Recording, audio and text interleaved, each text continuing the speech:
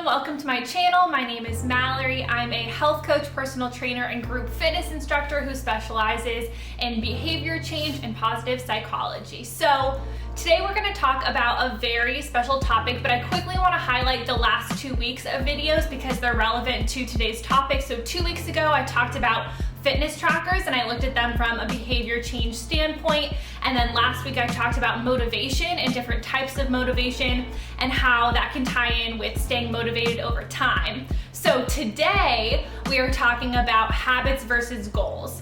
So oftentimes people set New Year's resolutions or New Year's goals, and so now we're getting into February, and I kind of want to revisit that, especially for people who maybe felt really motivated early on with their resolutions and goals and are starting to slowly feel like they're dying out or they're feeling less, motivated to perform those behaviors. So goals, we hear a ton about goals. Everyone talks about setting goals, SMART goals, and there's absolutely a place for goals in behavior change. Goals are really effective for setting specific time-bound kind of behaviors to motivate you. But if you know me or have followed me, I think that habits are oftentimes a better way to go about behavior change for long term. So as a health coach, my priority with my clients is to make sure that they're starting behaviors that they'll be doing at 40, at 60, at 80, rather than just for the next 3 weeks or the next 6 months. That's just not my top priority. So what is the difference between goals and habits? So goals are time bound, so that means at the end there's like an end date or a set point that goal will end. Oftentimes it's measurable, so if you think I'm going to run 3 days a week for the next 3 months, so it has a measurable aspect to it, and oftentimes it's conscious, so it's a conscious decision to perform that behavior. It's not becoming part of your subconscious. So what is a habit? So a habit is a behavior that you perform over time that becomes subconscious. There's no measurable amount to it. You're not saying, I'm performing this habit 3 days a week for the next 3 months. It's just kind of a part of your life, essentially.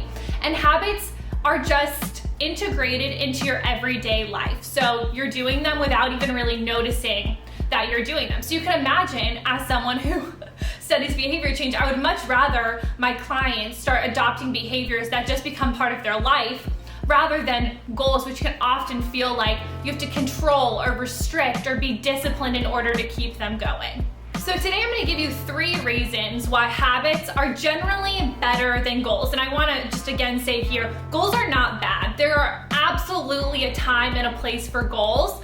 But my priority, even when you're setting goals, is to see what part of those goals can become habits over time, because that's what is going to stick with you long term. So my number 1 reason today to pick habits over goals is habits do not rely on rigidity, control, or discipline. Habits rely on A, you enjoying them, and B, them becoming a part of your life seamlessly. And sometimes those are easier than others, but really, flexibility is built into habits, because in order to do things for 40 years, you can't dread it. That is just gonna make it so it will not happen long term.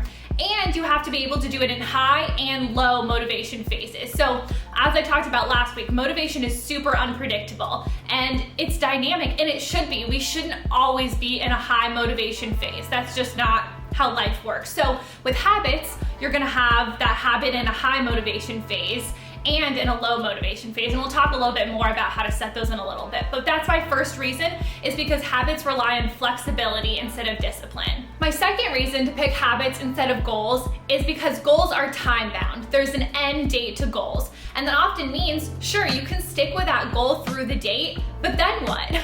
You have no consistency long term past that. So you've set this goal and then it just stops. And with habits, that's not the goal. It's starting small and continuing that for a long time. So in terms of best bang for your buck, habits are really going to stick with you long term instead of goals that will only stick with you for a short amount of time. So again, picking habits because they're not time bound. The last reason to pick habits instead of goals is probably my favorite reason, and that's because when you set habits, you're learning about yourself and your environment. and I'm gonna talk in a little bit about the tiny habits theory. But with habit formation, you have to look at your day-to-day life, how you spend your time, and what you want your days to look like, what you want your life to look like. And so behavior change, and specifically habit formation, is all about reflecting on yourself and your time and what habits will serve you best, because those are the ones that you're gonna keep doing long term. So my final reason is to pick habits because they help you learn about yourself all through different stages of your life. They'll stick with you. So finally today, I'm going to give you what I think is the most helpful recipe for creating habits. So it was created by BJ Fogg, who I've mentioned in one of my previous videos. He's my favorite social scientist. So he looks at habit formation basically in small pieces. So there are 3 aspects to his tiny habits theory. The first is an anchor moment. So if you think about your day-to-day life, what are things that you're gonna do regardless of your motivation? So some things that I can think of, maybe take a shower, brush your teeth, make breakfast, do yoga, whatever your normal everyday life behaviors are. And that's where you wanna add in that behavior. So I'll give you an example for me. So I do yoga every day, and I've started to want to do meditation. And I was like, where am I gonna stick like a 5-minute meditation in my day that'll actually do it? And so I've decided I stick it right after my yoga class. Set a timer on my phone for 5 minutes, and I stick it in. And I think that's really important because you're not going to just remember to perform a habit. You need to glue it to another behavior that you're gonna perform anyway. An example that BJ Fogg gives is before he takes a shower, he turns on the water and he does 2 push-ups. And that's his way of tying a new behavior, so his push-ups, to a behavior he was gonna perform anyway, which is the shower. The second of the 3 aspects is making the behavior as small as possible. So with the example of BJ Fogg, the 2 push-ups. Obviously, he could do more than 2 push-ups, but he wants to start small because if you start large, you're eventually not going to do it, and then there comes all of those negative emotions that come with not completing a behavior. So starting small. For example, with my meditation example, sometimes I'll just put 1 minute on. That's all I need to do to complete this habit for the day, is just 1 minute of meditation. So don't overthink the smallness of this. Don't think, oh, it's gonna be meaningless if I only do, 1 minute of meditation, because that's how we start small. And then we can build it over time if we want, or we can just always keep it small. It's really up to us. And then the third aspect of BJ Fogg's behavior change theory is celebration.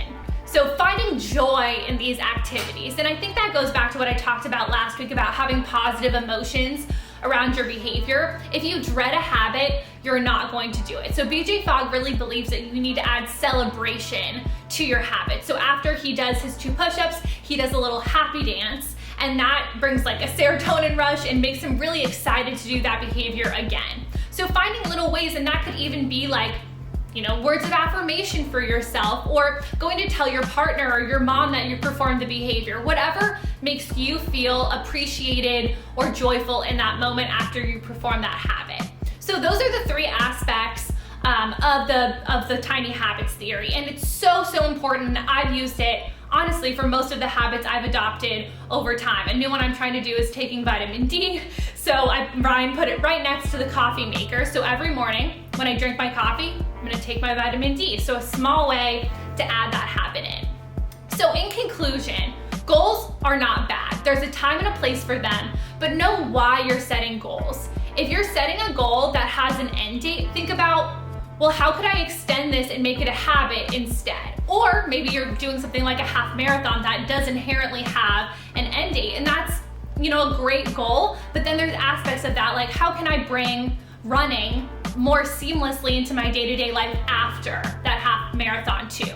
So with that, start to be more critical of your habits and your goals and adopting those into your day-to-day life.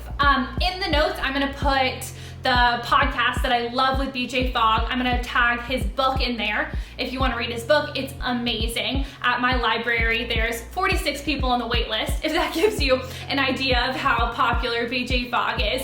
And I'll put a couple blog posts that I've written on this topic as well. So again, thank you so much for listening. Have a great rest of your day. Subscribe if you haven't already, and like and comment if you have thoughts.